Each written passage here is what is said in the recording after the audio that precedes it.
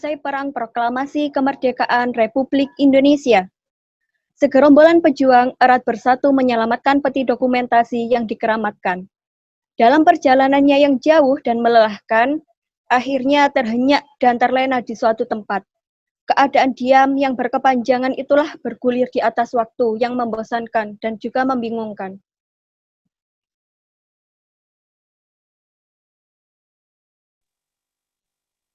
Ayo, bangunlah, bangkitlah.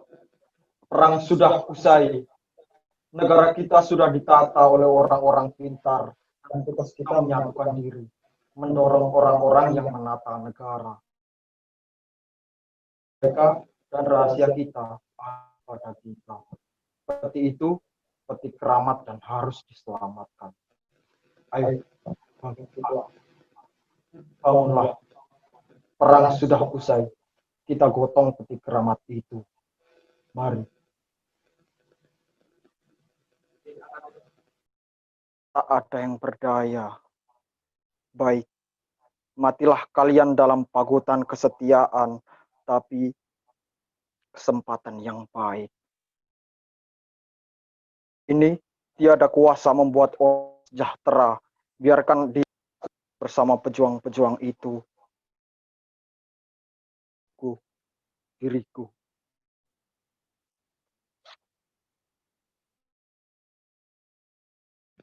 Orang satu muncul dengan kantung makanan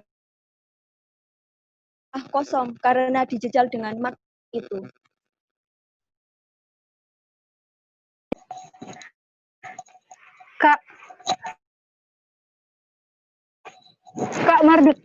Kak Mardut, dia tak ada. Kak Mardut, wah, dia mengkhianatiku. Beri saya makan, saya pejuang. Percayalah, saya telah memerdekakan kalian dari penjara. Saya benar-benar lapar.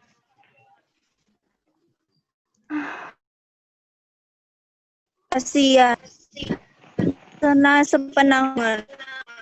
Tapi mana komandan? Pak Pamandan, Pak Mardut, gila, koman menghilang. Seperti tidak dibenarkan. Pengkhianat meninggalkan sekian banyak nyawa, ancam apa? Saya akan tikung dari belakang. Saya akan tembak mana pengkhianat itu berada.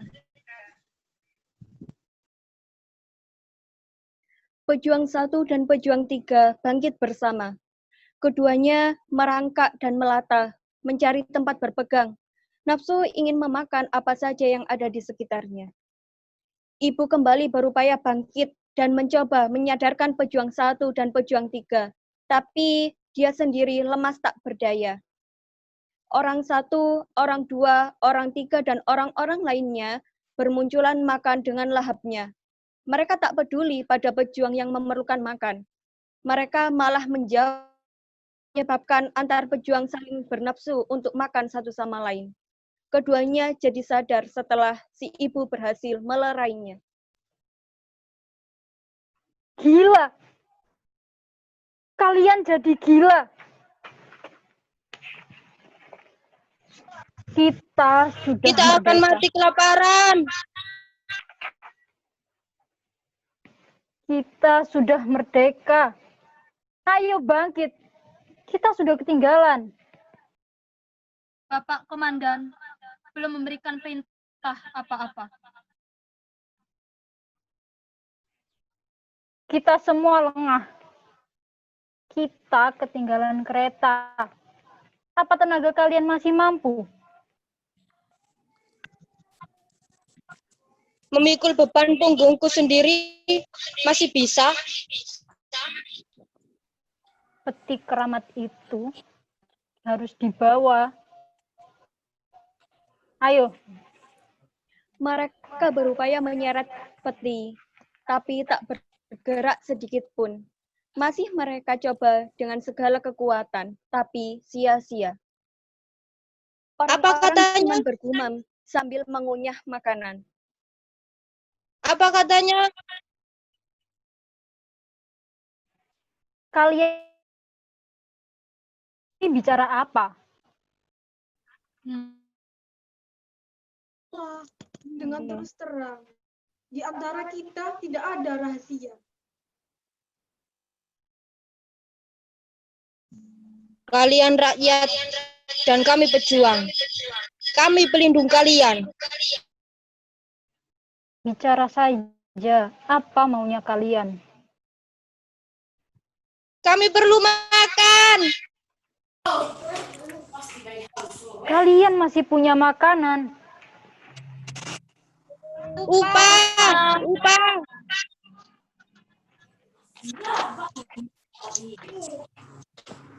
Bangsat, sudah. Jangan diharapkan tenaga mereka. Mari. Mencoba lagi mengangkat peti, tapi tak bergerak. Pejuang 1 dan pejuang 3 malah jadi pingsan. Ibu pun kebingungan. Ah, tak ada gunanya. Buat apa menyelamatkan benda ini sementara diri belum tentu selamat? Lalu,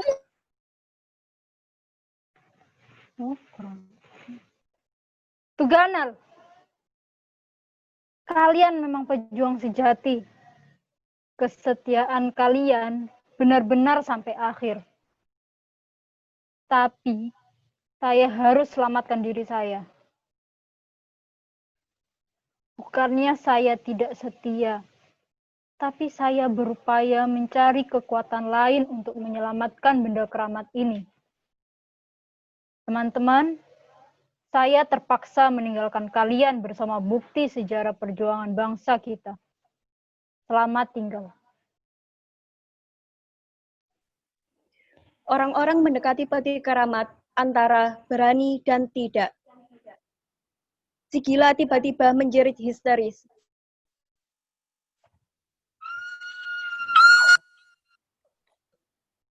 Orang-orang jadi kaget dan berlarian. Pejuang-pejuang lainnya serentak bangkit dan jadi panik, seolah-olah mereka dikepung musuh. Di dalam ketakutan itu, si lelaki secara diam-diam menyeret peti dan menghilang. Si gila bangun dan berputar-putar seperti tidak waras. Tapi dalam imaji bergaris dan memukul genderang, terus menghilang. Utuh Batung dan Aluh Bungsu baru menyadari bahwa peti keramat telah hilang. Kemerdekaan nyatanya tidak memberikan jaminan keamanan. Kita harus pergi dari sini. Amat disesalkan. Kita kehilangan jejak. Kemana kita akan melangkah, nak? Ke kota. Di sana tempat kita untuk bertarung. Kita kehilangan sejarah. Dan kita tidak boleh diam.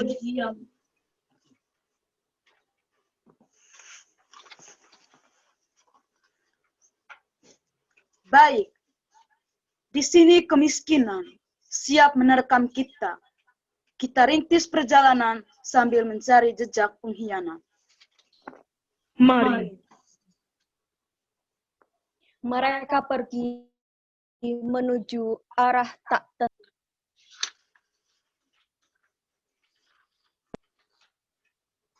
Lelaki muncul sambil menyeret peti dan menyandang sebuah keranjang.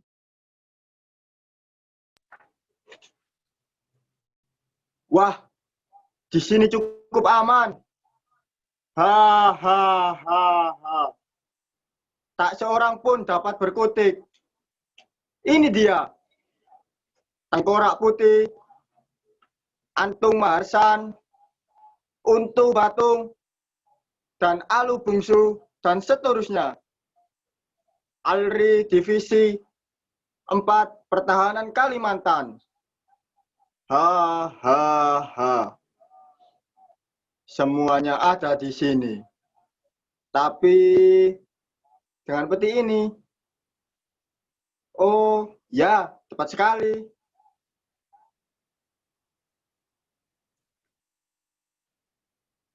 Nah, ini dia. Satu tipu dan peti. Ah, masa bodoh.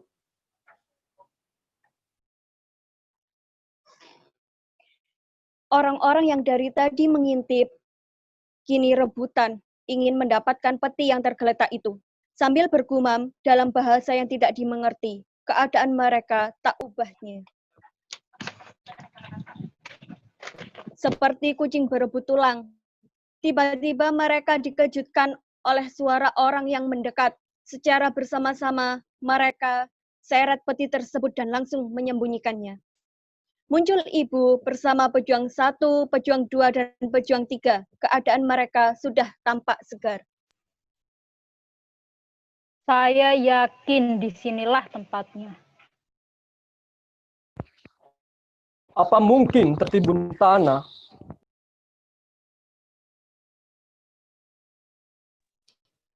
Dimakan rayap barangkali. Pencarian kita belum lagi tuntas. Berpraduga boleh saja, tapi tidak berarti harus putus asa. Ayo kita harus bergerak. Tidakkah lebih baik kita berpencar saja? Boleh juga. Tuhalus dan Tuganal melacak sayap depan. Dan saya di sayap kanan. Dan kau, Dukmar, merintis sayap kiri.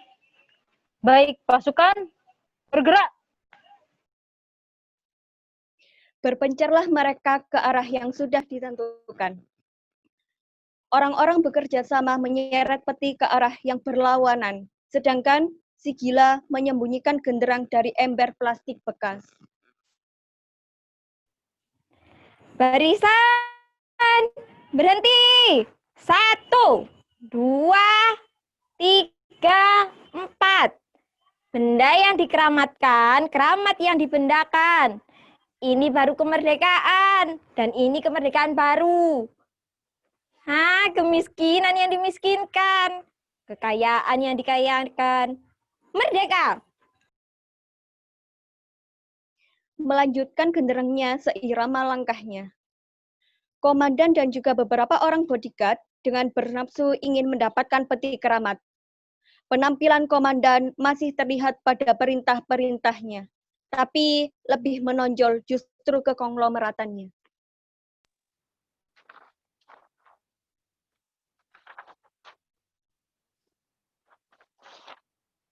Pokoknya, berapa saja akan saya bayar. Memangnya penting sekali, Pak. Isi peti keramat itu sangat menentukan. Sebagai bukti bahwa Bapak seorang pejuang. Memang salah saya. Salah Bapak apa? Masalahnya, saya tak kuasa memikul peti keramat itu. Apa terlalu berat, Pak? Tidakkah bisa memberikan saran selain pertanyaan? Saran bagaimana, Pak? Sudah, berhenti bertanya. Ada apa, Pak? Hei, kamu, dan kamu, lakukan penyidikan, dapatkan peti keramat itu. Dan tugas saya apa, Pak? Sudah, membosankan. Ikuti saya.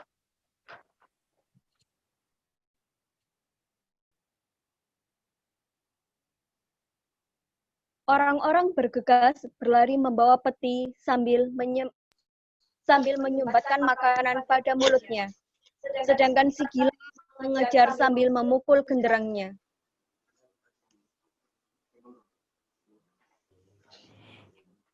Hei, tunggu. Saya bukan musuh, kita berteman. Tunggu, pasukan, berhenti. Terus mengejar dan melenyap. Utuh Batung yang diikuti anaknya Aluh Bungsu muncul dan melepaskan lelah dari perjalanan mereka yang jauh.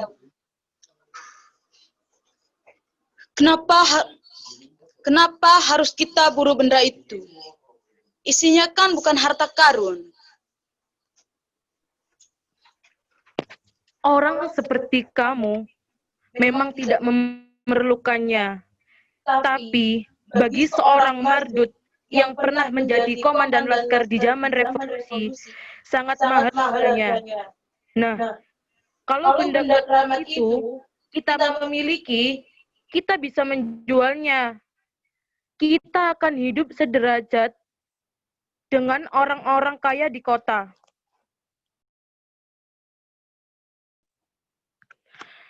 Ayah ikut perang, bukannya ingin jadi petani, tapi ayah ingin membebaskan diri dari segala beban, bebas dari membayar upeti, bebas menggunakan segala macam kendaraan, mau nonton, mau makan, mau ini itu, bebas dan bebas.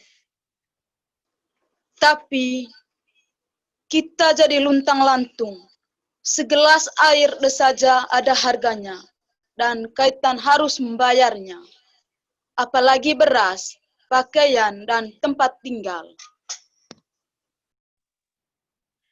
Mereka tidak memahami hakikat dari perang. Dulu, di zaman penjajahan, semua penduduk harus membayar uang pajak kepala. Tanah penggalian intan harus dibayar, apalagi dengan batu intannya. Nah, dengan perang, kita ingin mengikis yang serba dibayar itu. Aluh bungsu jadi terperanjat, karena secara kebetulan ia melihat sosok seorang di balik pohon. Ada apa?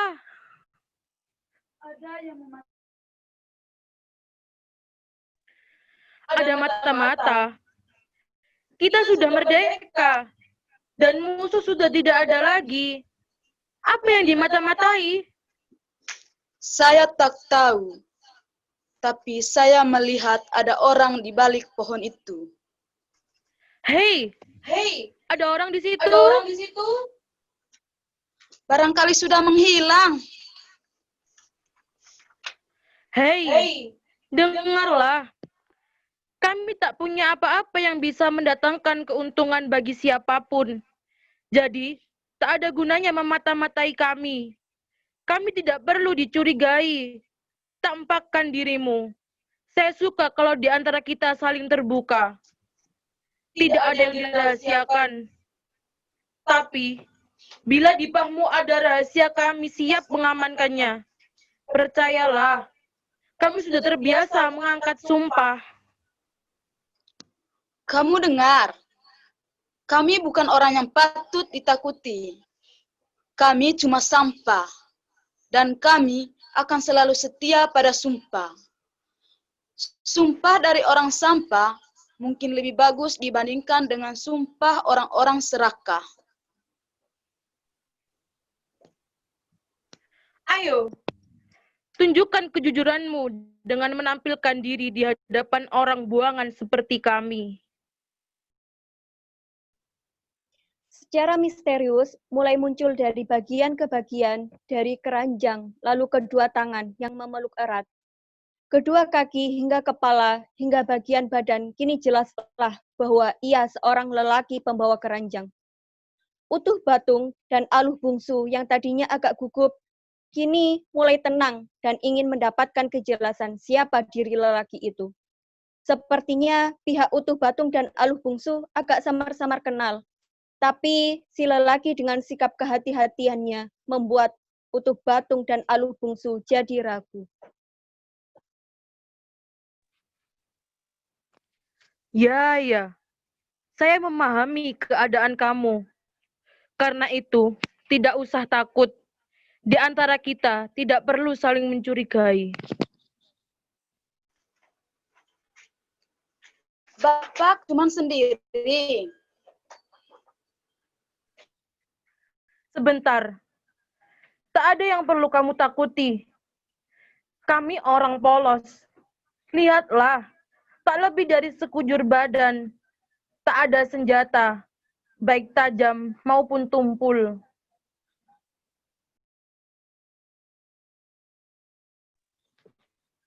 Masih kamu ragukan? Lihatlah, cuma kulit keriput. Masih belum percaya?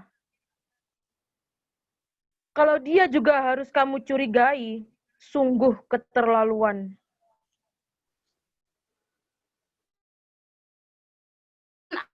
Ayah, agar semua jadi jelas dan ikhlas. Jangan, itu tidak etis. Masih kamu perlu bagian yang lain? Oh ya, saya suka itu. Cukup. Gila. Semua laki-laki menyukainya. Kata ayah, kita harus polos dan jujur. Ia kan masih bercuriga.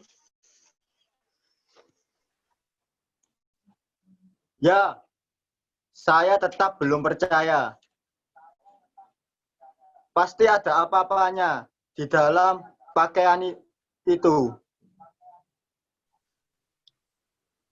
Baik. Saya akan buka seluruh pakaian saya. Biar kamu puas. Tidak perlu kataku.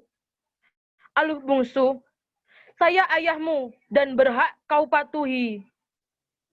Oh, rupanya antara orang tua dan anak masih juga belum punya pemahaman yang baik. Kalau saya mau berteman, tidak cuma kalian berdua. Banyak orang-orang yang mendekati saya. Tapi saya tetap enggan. Untuk apa berteman kalau menguntungkan cuma sepihak? Dan kami berdua, mungkin cocok buat sahabatmu.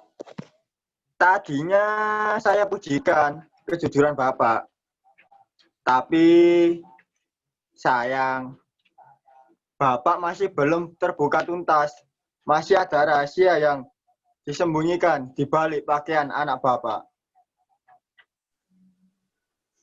Saya sudah buktikan. Mau buka seluruhnya pakaian saya. Oh, ya. Saya percaya. Tapi ayahmu masih belum bisa membuang niat jahatnya atas dirimu. Apa kau bilang?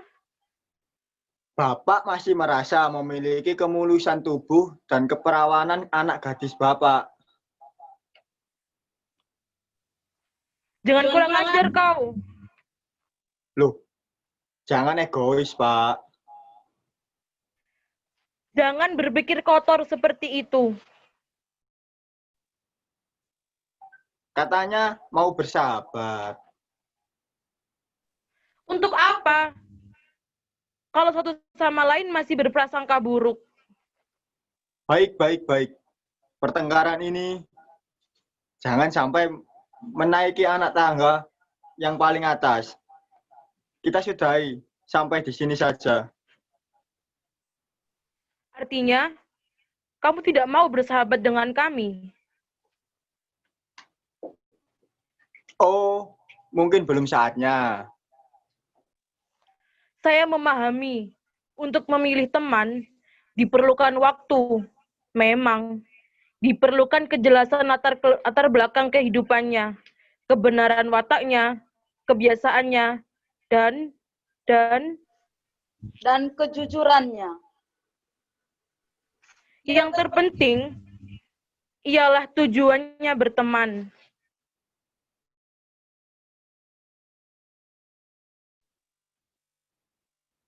Tidak lebih dan tidak kurang. Tujuannya tak lain, ingin mendapatkan keuntungan. Kalau kami ingin menemanimu, keuntungan apa yang kami bisa harapkan?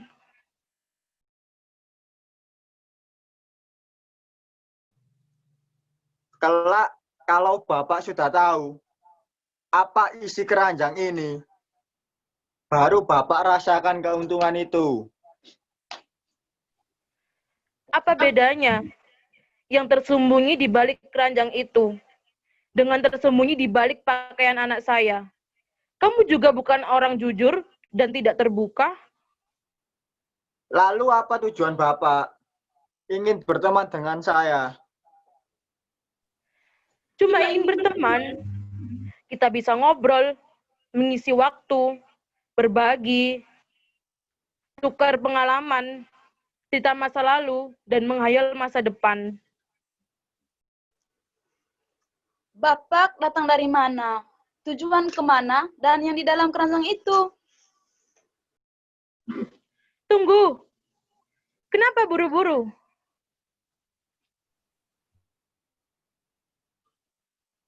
Semua orang selalu ingin tahu. Saya tidak suka polisi. Kami bukan polisi.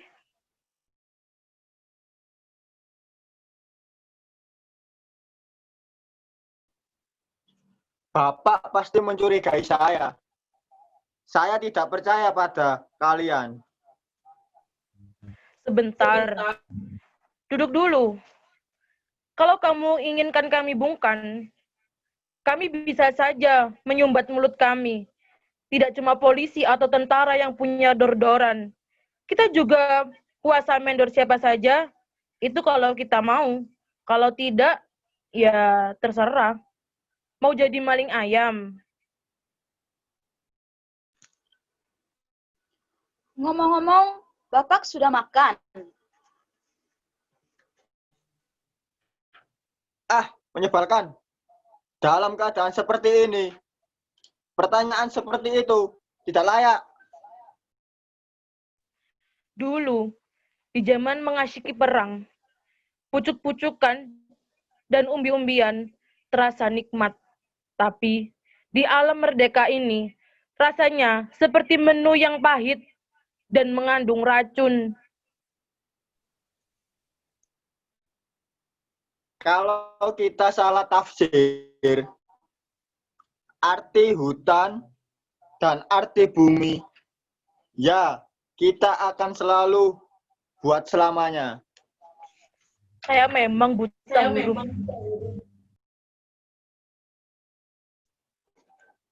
Buta huruf tidak berarti pandangan kita sempit. Kita bisa melakukan pemahaman yang benar terhadap hutan dan bumi ini. Pendidikan saya baru 3 tahun di pesantren.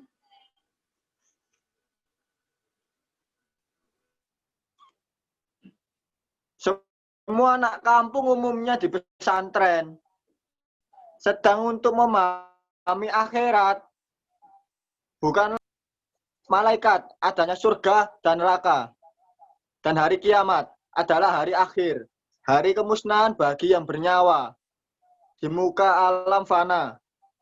Kita memang buta huruf, tapi tahu persis akan nikmat Tuhan. Orang-orang seperti kita lah yang tahu persis arti bersyukur. Syukur atas nikmat yang diberikan Tuhan. Tidak seperti si Mardut itu. Utuh Batung hampir bersamaan dengan Aluh Bungsu menyebut kata Mardut. Mardut. Ya, si Mardut. Bapak mengenalnya. Semua orang kenal siapa? Si Mardut. Siapa si Mardut? Dia orang kaya yang tidak pernah puas dengan nikmat Allah. Tak pernah berbagi kenikmatan, tidak pernah bersyukur, dan tidak merakyat. Suatu saat saya akan beri pelajaran. Bapak punya dendam.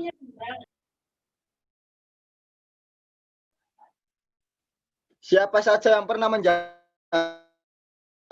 anak buahnya di zaman perang, jadi Di mana tempat tinggal? di istananya, di pusat. Kalau ada kesempatan, saya ingin jumpa. Dengan maksud apa? Ya, sebagai anak sampah, coba-coba minta tolong. Percuma, mendingan di sini. Hutan, tanah, dan gunung bisa digarap. Menggarap hutan, mengolah gunung, hanya dengan jari ompong ini. Ah, kau ada-ada saja. Saya sudah bosan. Hutan Dan gunung-gunung bagi saya adalah penjara.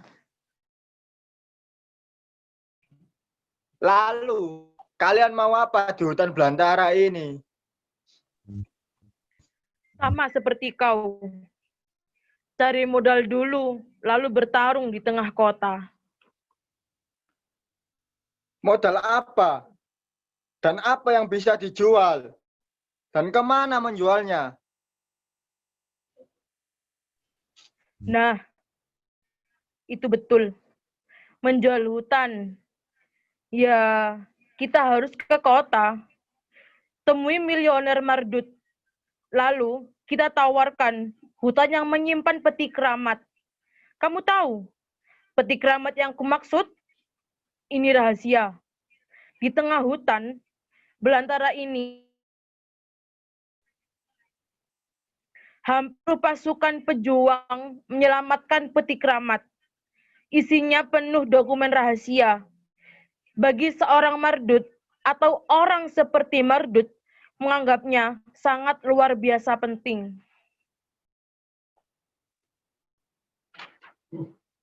Ya, bagaimana kalau petinya saja kita boyong ke kota, lalu kita jual? Lah, di situ letak masalahnya. Kalau peti keramat itu sudah kami dapatkan, kami tidak akan tinggal di hutan ini lagi. Wah, pikiran Bapak cukup cemerlang. Bapak menganggap peti keramat itu ada di lokasi hutan ini, dan Bapak akan menawarkan seluruh hutan di sini. Betul. Kita akan dapat banyak uang. Beli rumah di kota, beli mobil, bungsu pengganti ibunya, telepon, dan macam-macam lah, seperti kebanyakan orang kaya. Bagus. Ayo, saya siap membantu menawarkan seluruh hutan ini.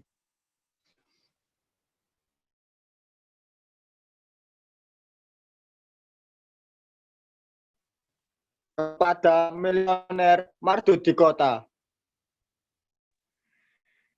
Di sini pentingnya berteman dengan adanya saling pengertian. Terdengar pesawat helikopter dari jauh mendekat dan terus mendekat, seperti terbang rendah, bahkan seperti mendarat. Utuh Batung, lelaki dan Aluh Bungsu memperhatikan, seperti mengomentari pesawat heli tersebut. Mereka saling berpandangan.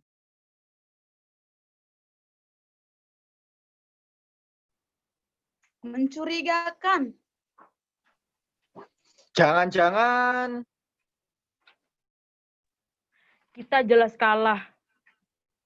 Kalau dari dulu kita jual hutan ini, selalu kalah cepat. apa mungkin kita lawan mereka? Terdengar rentetan tembakan di arah yang tidak terlalu jauh. Utuh Batung, Aluh Bungsu, dan lelaki jadi kaget. Melawan mereka, kalau masih muda seperti dulu, tidak pernah mundur, bertemu musuh. Sebab kematian dalam perang semata-mata untuk Allah dan kemerdekaan. Lalu, apa maunya mereka? Hampir setiap hari pesawat heli itu terbang di atas hutan ini. Barangkali hendak melacak peti keramat yang kamu maksudkan. Apakah yang penting itu petinya atau isinya? Isi tanpa peti mungkin kurang meyakinkan. Kalau peti tanpa isi, apa masih berharga?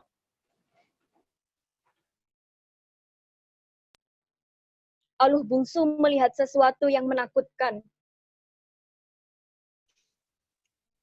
Ada pasukan perang. Maaf, saya harus bersembunyi. Hei, tunggu. Bersama Aluh Bungsu menyusul lelaki. Tampak pasukan bodyguard yang dilengkapi dengan senjata siap menunggu perintah, menyusul komandan bersama sang istri dan juga putri. Pencarian kali ini diperlebar sampai ke gubuk-gubuk petani. Kerjakan. Siap. Alam yang bagus ya, Papi. Sungguh aneh. Nora inginnya punya villa di puncak gunung ini. Sungguh aneh. Nora benar-benar ingin memiliki.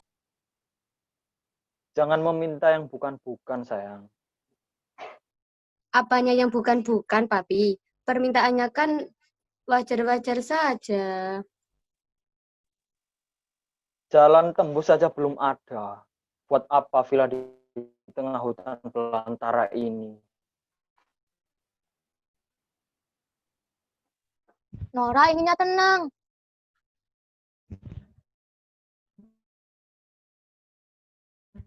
Di kota sangat bising dan berisik. Buatkan villa ya, Papi. Jalanan bukanlah alasan yang tepat untuk menolak permintaan anak kesayangan, Papi. Yang penting bagi Papi adalah mamamu, sayang. Kami senang bila di puncak gunung ini dibangun villa. Tentu dong, Papi. Dan harus dilengkapi dengan pesawat helikopter. Dengan villa itu, kita bisa terhindar dari rongrongan orang-orang yang biasanya cuma meminta.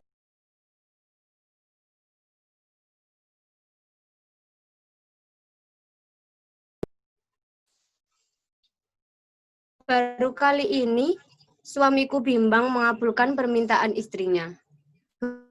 Begitu yang disebut sayang, begitu yang namanya cinta. Sudahlah, tak usah banyak cincong. Jangan salah mengerti. Coba kamu pahami. Mau bangun villa atau tidak? Apa artinya uang kalau sekedar untuk sebuah villa atau pesawat heli kecil?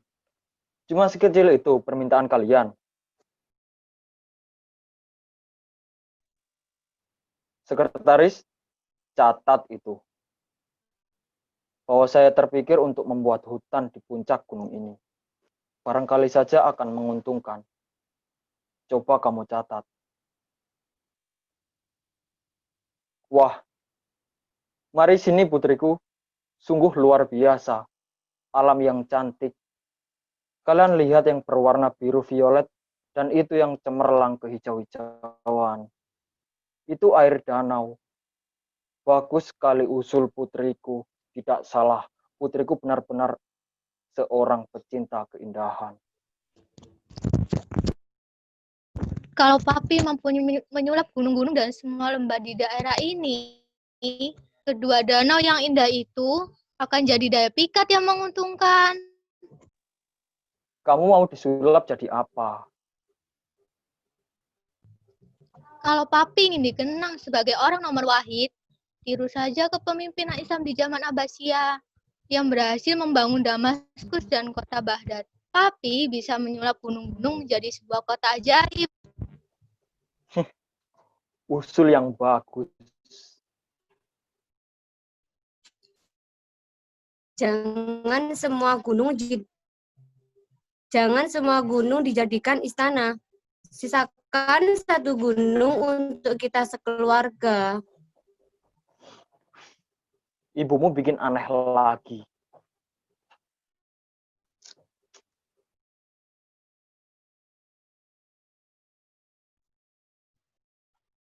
Tidak pernah setiap permintaanku langsung diterima.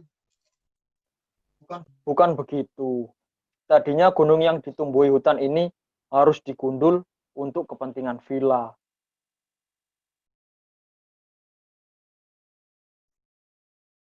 Iya, tapi akhirnya berkembang ingin dikomersilkan untuk dijual sebagai aset pariwisata. Begitu kan?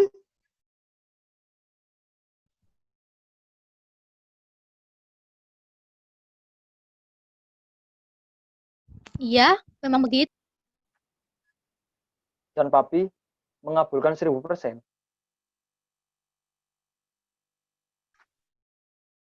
Itu kan untuk kepentingan orang banyak. Tapi untuk bisnis kita sendiri.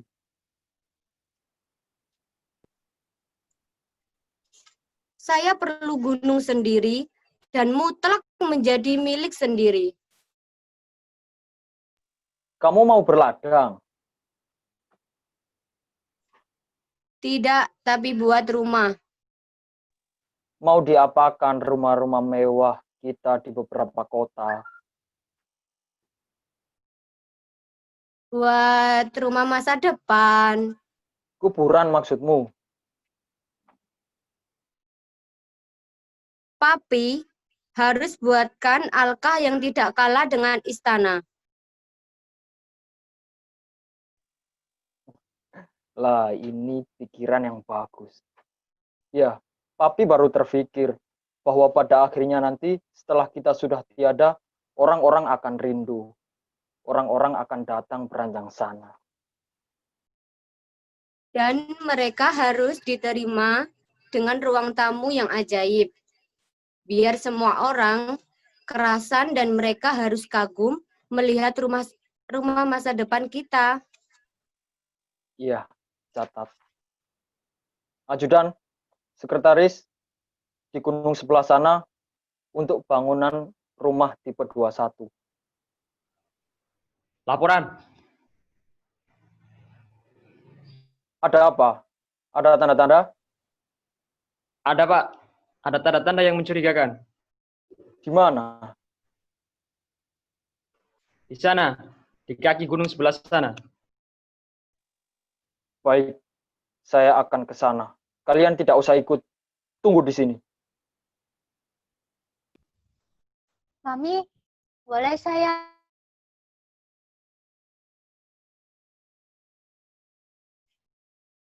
ke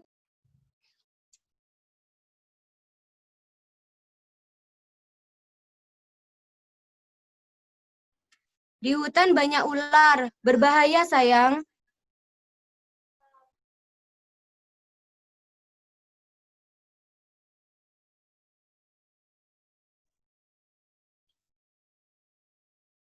Tapi Sekretaris,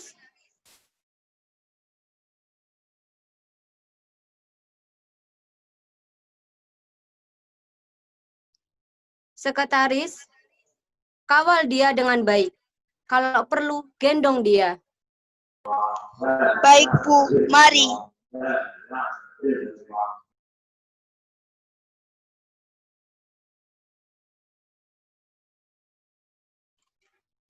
Kalau kau perkirakan, komandanmu itu bisa bertahan sampai kapan? Sulit meramal pada yang berpegang kepada takdir. Kalau mau, hutan ini adalah kesempatan yang baik. Kita bisa lakukan strategi yang bagus. Kita bikin sebuah kecelakaan. Orang-orang tidak bisa curiga. Sebab selagi Pak Mardut masih hidup, masih banyak mantan pejuang seperti saya yang merasa dirugikan. Termasuk istrinya, Halimah, yang sekarang ini hidupnya luntang-lantung. Jadi kalau bisa menghabisi nyawa Pak Mardut sama nilainya kosong, atau saya tembak saja dia. Jangan dulu. Kita akan kuras kekayaannya dengan menyulap hutan dan gunung-gunung menjadi kota elit. Termasuk gunung untuk kuburan itu? Kuburan adalah rumah masa depan yang harus dibangun dengan tatahan emas murni. Kuburan akan dikeramatkan bila di kuburan menyimpan banyak harta karun. Dan kelak, beberapa abad kemudian, orang-orang akan terus memburu di mana kuburan keramat itu. Yang dicari dan dikenang itu kuburannya atau yang dikuburkan di situ? Dua-duanya. Baiklah. Kalau Alka itu sudah selesai, buatkan surat perintah agar saya bisa dikuburkan di sampingmu, juga putri kita, Naura. Terdengar senandung suara Nora menyanyikan sebuah lagu kesayangannya. Orang-orang bergerak ritmis, seirama dengan aba-aba dan genderang Sigila. Orang-orang itu bergerak sambil membawa peti, yang pada akhirnya terhenti di luar komando Sigila. Tentu saja Sigila selaku komandan barisan jadi marah dan mengomel. Karena dilihatnya orang-orang terus saja makan, Sigila jadi naik pitam. Dirampasnya semua kantung-kantung makanan itu dan dilahapnya sendiri. Gila, kalian melanggar perintah. Sigila merampas kantung makanan dari orang-orang. Awas kalau berani dengan pimpinan. Saya cekal kamu. Makan melulu. Otak tak pernah kerja. Apakah pimpinan tidak diberi kesempatan untuk makan? Saya manusia biasa yang perlu makan. Perlu santai dan perlu tidur. Nah, sebagai bawahan yang kerjanya cuma makan melulu, duduk dan istirahat di situ. Jaga beti keramat dengan meningkatkan kewaspadaan. Sekaligus menjaga keselamatan saya selaku pimpinan kalian. Saya perlu makan. Ya, semua pasukan berjaga. Orang-orang melakukan tugas dengan gaya seorang serdadu yang barusan dilatih oleh Sigila. Sigila mulai melahap makanan. Kelihatannya tidak ada tanda-tanda berhenti. Dari kantung ke kantung disikatnya sampai bersih. Orang-orang yang kebiasaannya makan melulu, kini setelah melihat makanan miliknya disikat habis, mulai melakukan sikap dan kerjasama. Hendak memberontak, tapi secara tiba-tiba mereka dikejutkan oleh datangnya pasukan bodyguard Mardut. Stop. Jangan ada yang bergerak. Siapkan untuk mati. Pasukan berbaris. Maju jalan. Pasukan bodyguard Mardut agak ragu juga menghadapinya. Siap untuk menembak.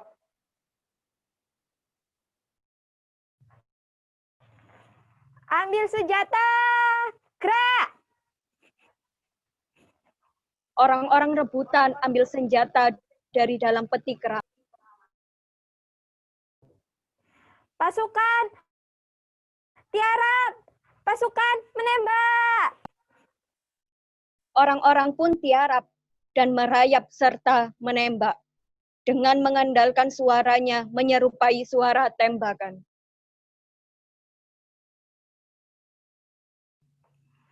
Pasukan lempar granat. Orang-orang seolah melepas sumbu granat dengan giginya, lalu melemparkan granat-granat yang ada di tangannya. Pasukan pun tenang-tenang saja melihat fantasi orang-orang yang dipimpin oleh Sigila.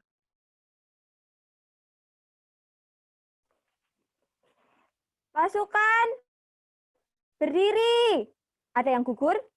Barisan diatur. Orang-orang pun lanjut menyusun urutan barisan. Kalian sudah saya ajari dengan bermacam cara agar bisa bicara dan mengurangi kebiasaan hidup untuk makan. Ya, hitung barisan. Berhitung. 1, 2, 3, 4, 5, 7. Bagus. Tiada ada yang mati, tak ada yang jadi pahlawan. Tapi keberanian kalian saya puji. Saya akan perjuangkan agar kalian dapat tempat yang layak di sisinya. Pasukan, istirahat. Saya mau makan. Pasukan, tinggal di tempat. Kalian melakukan penyimpangan. Kalian bukan anak buah yang baik. Pasukan, tiarap. Hei, mau apa kalian? Kalian telah saya ajari ilmu perang. Kalian saya ajari cara bicara yang baik. Kalian tidak boleh berkhianat. Jangan sakiti saya. Saya pimpinanmu, saya gurumu. Aduh, mati. Ampun. Putus cerita, muncul cerita, tercerita, maka matilah saya. Si gila mencari tempat yang baik, lalu mati. Muncul sang istri bersama ajudan, Naura, dan juga sekretaris. Apakah peti itu yang Papi maksudkan? Bodyguard, ambil peti itu.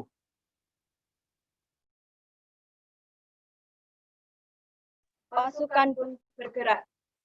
Orang-orang menyatukan diri dan menandang pasukan dengan jalan. Apa yang kalian takutkan? Mereka orang-orang lemah. Kalau perlu, habisi mereka. Pasukan terus bergerak maju dan langsung menguasai peti.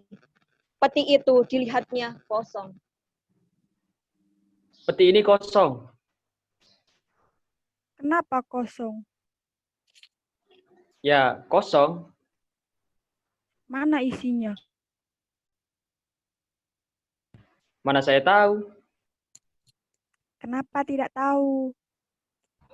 Bertanya melulu. Cepat diangkat. Kosong, Pak. Kosong. Kosong. Gila. Kalian tahu di mana isi peti keramat itu?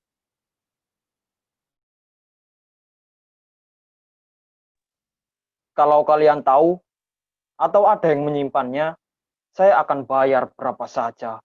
Atau kalian perlu rumah bagus, saya akan bangunkan di hutan ini, termasuk dengan jalan dan WC segala. Kalian tahu. Atau kalian temukan isi peti itu, apa isinya? Kosong.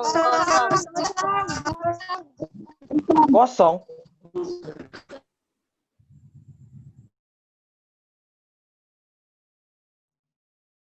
Semua pada melongo. Tak seorang pun yang bisa bicara. Karena benda keramat yang diburu-buru selama ini hanya tinggallah peti kosong. Di tempat yang serba mewah dan elit, yakni rumah gedungnya Komandan Mardut. Komandan Mardut marah-marah di hadapan pasukan bodyguard-nya. Semua jadi sia-sia. Berapa saja habisnya dana untuk pengeluaran sejumlah pasukan. Keuntungan tak pernah diperoleh. Sial. Kerja bisnis yang merugikan. Apa mungkin dilacak lagi, Pak? Kenapa dilacak? Masih belum puas dengan dana miliaran itu. Kamu kemanakan dana sebanyak itu? Yang punya duit, kamu atau saya? Kenapa tidak, Bos? Marahi saja dia. Tidak lebih baik dipercepat saja. Bicara dengan kamu menghabiskan waktu melulu. Kenapa habiskan waktu, Bos? Usul, Bos. Kalau ditambah 1 miliar lagi, isi benda keramat itu pasti akan kita dapatkan.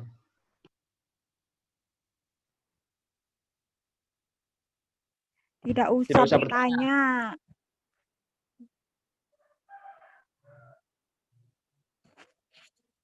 Kenapa kau sumbat mulut saya? Saya bertanya, kenapa kau bungkam saya? Terdengar keributan di pintu depan. Dengan bergegas, pembantu pun masuk dan melapor.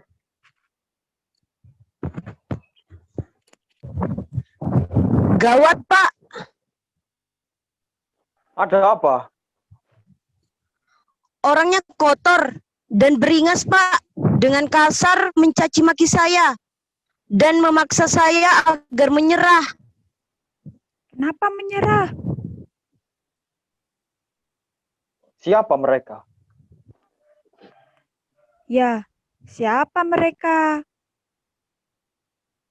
Katanya mereka teman Bapak seperjuangan. Mereka orang-orang memal, Pak. Mereka menerobos masuk dan mungkin sudah di ruang depan. Saya akan tembak mereka. Jangan. Saya mau tahu siapa jagoan itu. Apa benar mereka jagoan, Bos?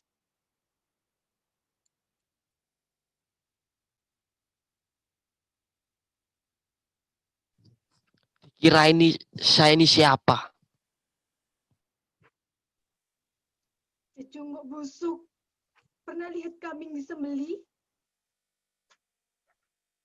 Orang ini belum tahu bagaimana Tuganan memotong leher mata-mata Belanda. Siapa kalian? Kenapa bertanya?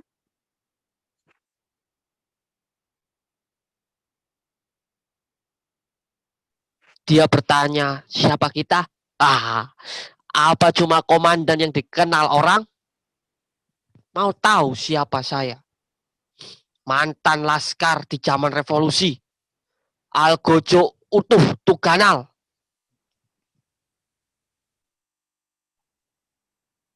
Dan saya sekalipun nama saya Tuhalus atau si Utu Cilik.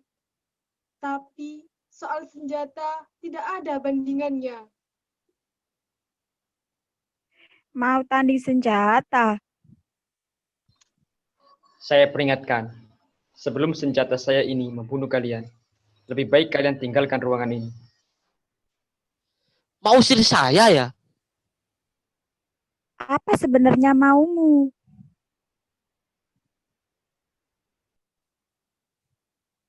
Tembak! Stop.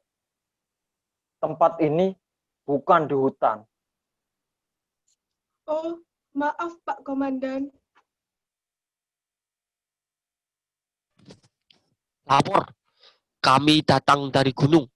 2 hari duduk di muka pagar. Tujuan mau bertemu Pak Komandan. Laporan selesai. Tambahan, uang tak punya, dan hari ini belum makan. Selesai. Selesai. Komandan apa yang kau maksud? Ya Bapak. Bapak siapa? Bapak Mardut. Bapaknya Mardut sudah lama mati. Itu berita bohong. Bapak Mardut adalah komandan kami. Beliau kami cintai dan beliau ada di hadapan kami. Hah, ngeyel. Usir orang-orang ini. Pasukan bodyguard memaksa pejuang 1 dan 3 keluar. Berbarengan dengan itu, masuk ibu dikawal oleh seorang pemuda. Lepaskan mereka. Mardut. Sudah lupa pada Tuhalus dan Tuganal. Dan kamu siapa? Dia yang ibu maksudkan.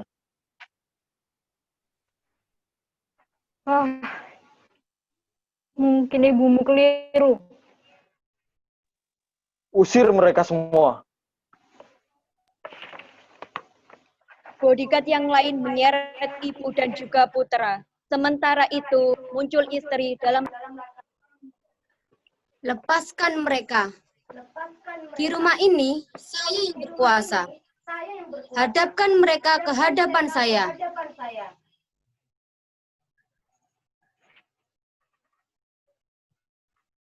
Papi kenal orang-orang kotor ini. Mereka orang lancang dan tidak tahu adat. Karena itu mereka saya usir. Dan kamu, dengan maksud apa datang kemari?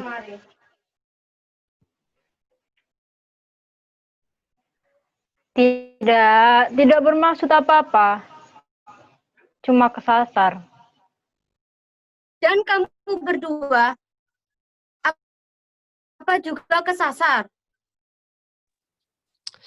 Tadinya saya ingin ketemu Pak Mardut yang kaya raya. Rupanya saya salah alamat. Saya tidak mengira yang saya tembus sekarang malah Pak Mardut yang miskin iman. Tepat sekali. Kalian memang kesasar ke alamat yang salah. Di sini tidak ada yang bernama Mardut. Dengan tidak disangka muncul utuh batung, aluh bungsu, dan lelaki yang membawa keranjang. Istri pun jadi berang. Apa di pos jaga tidak ada satpam? 2 orang satpam di depan sudah kami amankan. Satpam itu masih anak muda yang taunya hanya berlagak, tidak tahu sopan santun. Pak Mardut, kalau kau ingin mendapatkan petugas yang baik, carilah orang yang berpengalaman. Paling tidak, mereka akan mengerti arti kesetiaan dan harga tanah air. Di rumahku ini tidak ada yang bernama Mardut. Kalian memang orang-orang kotor, busuk dan bau. Bodyguard, kalian pengawal edan, usir mereka. Sebentar, sebentar. Kami ini datang kemari ingin menawarkan sesuatu, Pak. Tadinya mau menjual hutan dan gunung-gunung. Dan sering Bapak kunjungi dengan pesawat helikopter. Saya batalkan. Karena peti keramat yang kami miliki telah Bapak rampas dari tangan rakyat. Seharusnya tidak boleh. Peti keramat yang masih belum sempat menikmati kemerdekaan selama ini. Kami terpaksa menuntut karena Bapak bukan orang yang kami maksud. Andai Bapak adalah mantan komandan kami yang bernama Mardut, maka semuanya akan kami relakan. Bahkan keramat saya ini akan kami serahkan. Apa? Isinya ada pada Kamu ambil itu. Begitu lama kau rahasiakan. Saya isinya. Kita draw, Pak. Draw berarti 0-0. Andai kata tepatnya sebuah tong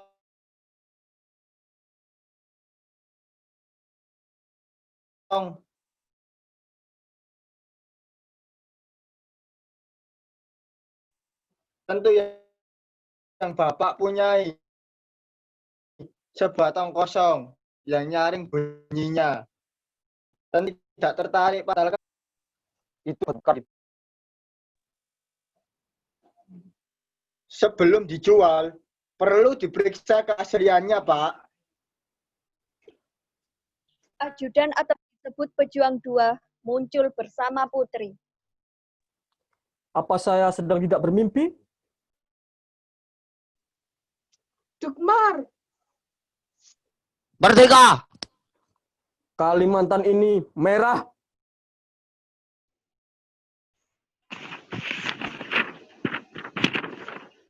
Putih, Belanda.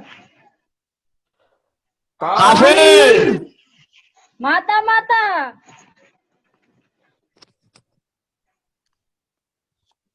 Sumbali merdeka, Pumalatum senapan mesin mendantum musuh harus dihukum kantung. Kembali merdeka, Pumalatum senapan mesin mendantum musuh harus dihukum kantung.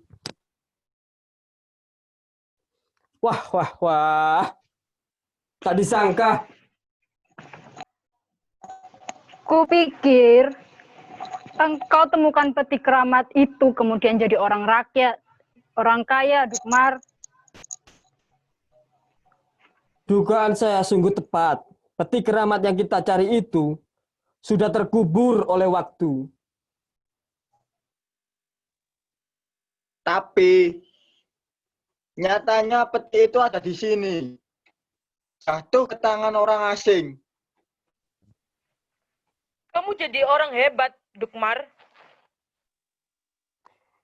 Berkat jasa baik komandan kita, Komandan Mardut. Komandan kita? Cepat kamu taruh. Berapa harganya? Tunggu. Dan anak ini putrimu? Dia satu-satunya anak kandung saya. Ya, tak ada orang lain. Dia papi saya.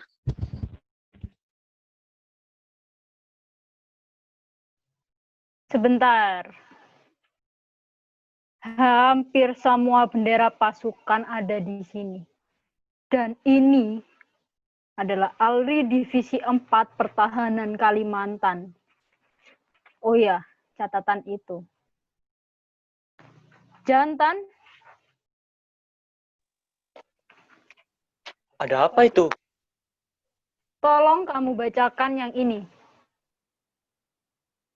Baik, Bu. Buat sementara, jabatan komandan diserahkan kepada Utuh Batang. Oh, bukan. Bukan yang itu. Barangkali yang ini. Yang ini sambungannya. Dan akan dibaca juga. Oh ya, saya lupa. Saya kenalkan, ini adalah jantan anak saya. Seorang insinyur kehutanan. Dan dia barusan datang ke Kalimantan mencari kedua orang tuanya. Dia ini satu-satunya putra saya dengan Pak Mardut. Ia dilahirkan sebelum perang. Dia putra saya yang lahir sebelum ayahnya Mardut terkena tembak di Ari-Ari. Oh, jadi dia yang di zaman perang tempo dulu. Ibu Halimah titipkan kepada pengusaha.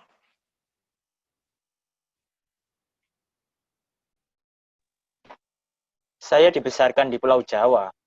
Saya diasuh dan disekolahkan oleh orang tua angkat saya. Sempat mengecap pendidikan di negeri Belanda. Wah, luar biasa. Sudah berkeluarga? Belum. Anak bujang? Sungguh beruntung. Oh iya, saya punya seorang gadis yang lahir di tengah hutan. Waktu itu, perang terus berkecamuk. Saya selalu menggendongnya sambil menembaki musuh dan dia tetap selamat. Namanya Aluh Bungsu. Ayo berkenalan. Aluh Bungsu. Siapa? Ulangi sekali lagi. Dia putri saya. Karena itu, ia kunamakan. Tapi, teman-teman seperjuangannya menyebutnya Aluh Bungsu. Dan saya jantan. Mudah diingat kan? Saya Nora, lengkapnya Noralita. Nora, bapak itu ayahmu? Iya, beliau papi saya. Dan dia anak tunggal saya. Oh, begitu. Masih bisa punya anak. Apa pula maksudmu? Jantan, coba kamu baca yang ini. Dengan bergabungnya seluruh pasukan gerilyawan ke dalam kesatuan ALRI Divisi 4 Pertahanan Kalimantan, Belanda jadi kalah. Pertempuran terus terjadi di mana-mana. Satu pertempuran sengit antara pasukan Komandan Mardut dengan Belanda terjadi di daerah selatan. Mardut yang bahu-membahu dengan bininya bernama Halimah akhirnya terkena tembak juga. Satu peluru bersarang di ari-ari Mardut. Halimah bininya telah membawa mundur ke tempat persembunyian dan merawatnya. Jabatan komandan sementara diserahkan kepada Utuh Batung. Betul, diserahkan kepada Utuh Batung. Tiga orang anak buah Mardut yang paling setia, Tu Halus, Tu Ganal, dan Dukmar, betul itu. Boleh saya teruskan? Terus itu cerita benar dan mengasihkan. Ketiga orang anak buah yang amat setia itu meneruskan perkelahian dengan gagah dan berani. Pejabat sementara komandan, yakni Utuh Batung, tak pernah gentar di tengah hujan peluru. Sekalipun Utuh Batung sambil menggendong putrinya yang kehilangan ibunya. Terus... Dan lembaran yang ini, Nak. Komandan Mardut akhirnya menderita lumpuh. Istrinya, bininya Halimah yang bergelar Mancan Batina, telah menyembunyikannya di dalam hutan sambil mencarikan makan sehari-hari. Akibat peluru yang bersarang di hari-hari, Komandan Mardut selain mengalami kelumpuhan juga menyebabkan... Cukup sampai di situ. Sekarang harganya berapa? Saya tidak akan menaruh harga, Pak, sebelum si pembeli tahu isi yang sebenarnya. Dan sekarang harus kita manfaatkan orang pintar yang ada di hadapan kita, Pak. Begitu banyak isinya. Dan ini, oh iya, ini memang pusaka. Dibuat sendiri oleh orang dari negara hulu sungai. Masih bagus. Dan pelurunya juga lengkap. Berapa orang yang akan mati lewat pistol saya ini? Kamu bukan Mardut, kan? Kenapa begitu bernafsu ingin memiliki dokumen ini? Mau dibakar? Siapa yang meragukan bos saya? Sebagai seorang pejuang, beliaulah Mardut, suaminya Ibu Halimah, yang di zaman perang adalah komandan kita. Apa iya? Di sini tak ada yang nama Madrut. Siapa yang bilang? Nyanyanya itu. Saya yakin bahwa saya tidak salah alamat. Siapa yang tidak kenal dengan milioner Mardut? Apa kamu tidak salah, Dukmar? Karena saya dianggap sebagai anak buah yang paling setia, lalu saya diangkat sebagai pendamping beliau. Juga saya, karena rasa kesetiaanlah menyebabkan saya meninggalkan desa dan ingin menemui mantan komandan. Kalau bosmu itu betul Mardut yang terkena peluru di ari-arinya, maka gadis ini, Nora, tak mungkin putri kandungnya. Ibu, jangan mengigau. Ibu tidak mengigau, Nak. Ibu lebih tahu kelaki-lakian lelaki Mardut ini. Hentikan omong kosong itu. Mami, apa benar yang diomongkan ibu tua itu? Saya minta agar kalian tinggalkan rumah saya ini. Kenapa Mami diam saja? Cara, Mami. Kalian telah menghancurkan jiwa anak saya. Kalian biadab. Kita harus sanggup menerima akibat dari sebuah kebenaran. Ini baru permulaan, Bu. Membongkar habis rahasia orang ternama di negeri ini. Mami.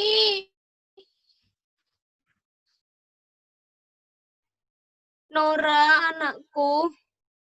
Nora memang anak Mami. Anak kandung Mami.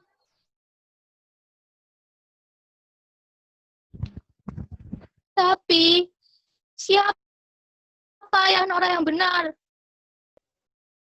Hanya mamimu sendiri yang bisa menjawab. Mami, katakan.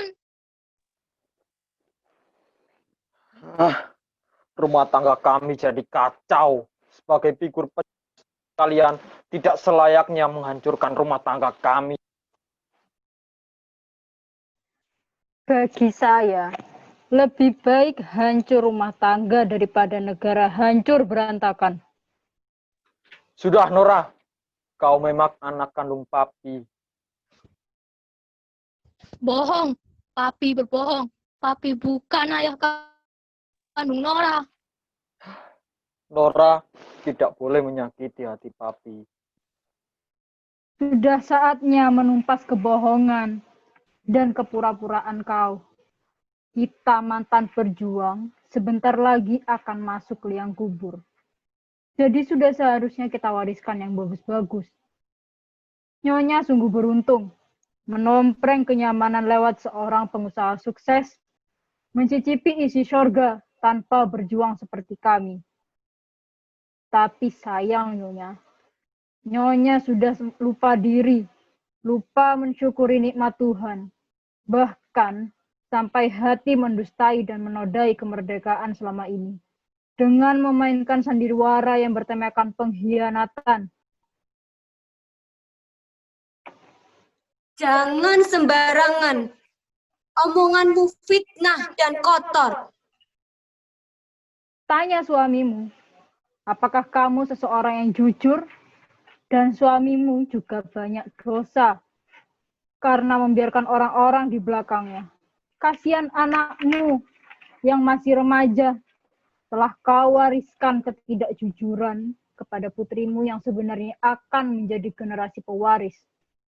Kamu harus katakan sendiri siapa ayah kandung putrimu.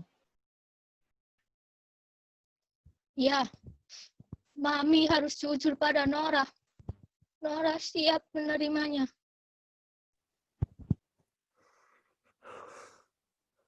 Sebenarnya, sayalah ayah kandungnya. Dukmar, kamu balas air susu dengan air tuba. Sama dengan pagar makan tanaman. Mami, benarkah Om Dukmar papi kandung Nora? Ibu berbuat karena... Tidak usah ngomong, memalukan. Dengan tiba-tiba menembak sang istri.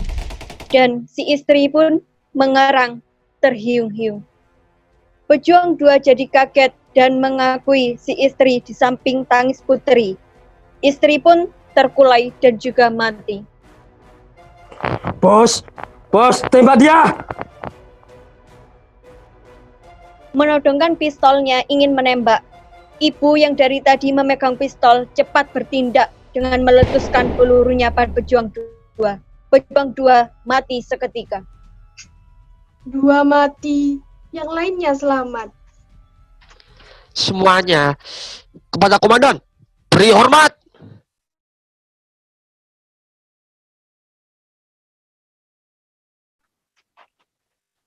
Jangan merasa bersalah, Halimah. Tekad juangmu telah kau tegakkan dengan benar. Orang seperti dia sama dengan musuh di zaman perang. Dan orang seperti itu harus dibunuh.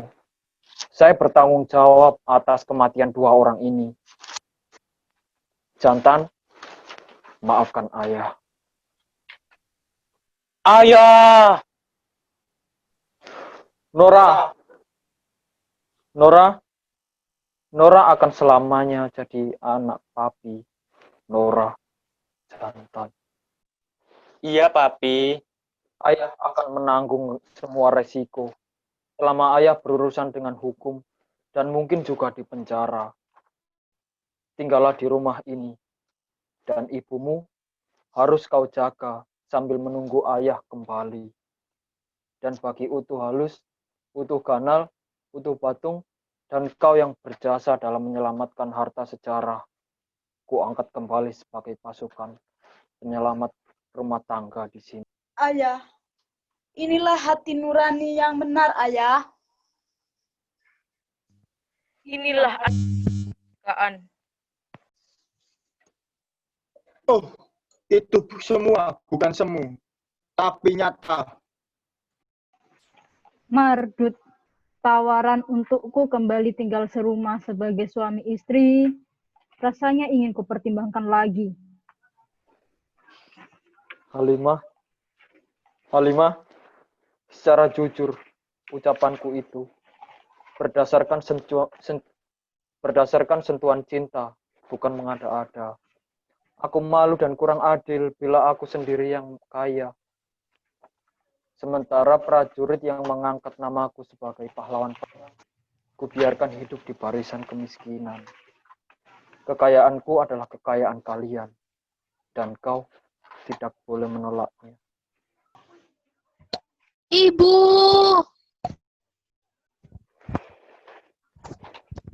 Selanjutnya untuk kalian, maaf kalau jeripayahku sudah tak mampu lagi membayar tenaga kerja kalian. Upah kalian telah menyita banyak uangku. Kalian merasa berhutang budi padaku. Sikap pamrihmu sangat menyakitkan hati. Untuk itu, mulai hari ini, saya bebaskan tugasmu. Di sini rupanya terjadi persekongkolan yang meragukan jalannya kemerdekaan. Sebuah komplotan yang perlu dicurigai, yang kemungkinan besar ingin membangun sebuah negara yang bernafsu membuang nyali. Perjuangan bangsa. Pegai cerita, timbul cerita. Mana peti? Peti itu mana? Kurang paham. Peti yang saya cari itu adalah peti keramat. Peti dengan isinya yang keramat. Paham atau tidak? Baik, pasukan masuk. Lacak dan geledah seluruh isi rumah ini. Cari sampai dapat harta karun yang keramat itu. Orang-orang pun menyebar masuk, dan tak lama kemudian muncul menggotong peti. Itu dia, betul. Itu dia peti kita, dan itu... Melihat lelaki mau merampas isinya, tapi tak direbut duluan oleh anggota pasukan si gila. Jangan biarkan, rampas saja. Ya, masukkan ke asalnya. Ini semua karena bukti inilah yang bikin sebab kalian baku hantam. Nah, demi keselamatan orang-orang yang ingin menata negara dan kerukunan rakyatnya, semua harta karun ini akan kami museumkan di negeri kami yang tak pernah punya nama. Pasukan!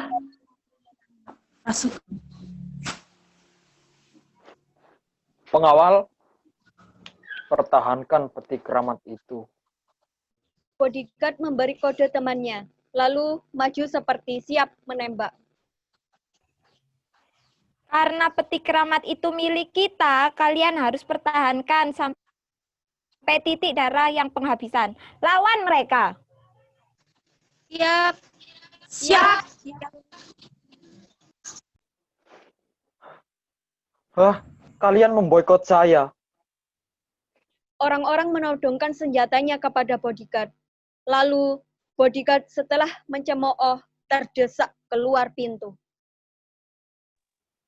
Dan kalian sebagai regu penyelamat tidak ingin mempertahankannya. Bukan hak saya. Semua itu miliknya rakyat. Mereka lah yang hendak menghakimi kita kelak. Kita harus menjadi orang yang siap menerima koreksi dari rakyat. Ya, betul itu. Kita adalah rakyat. Semua pasukan bergerak. Si gila dan orang-orang melenyap di titik lenyap, sementara Mardut dan seluruh isi rumah memandang peristiwa tersebut sebagai mimpi sejenak.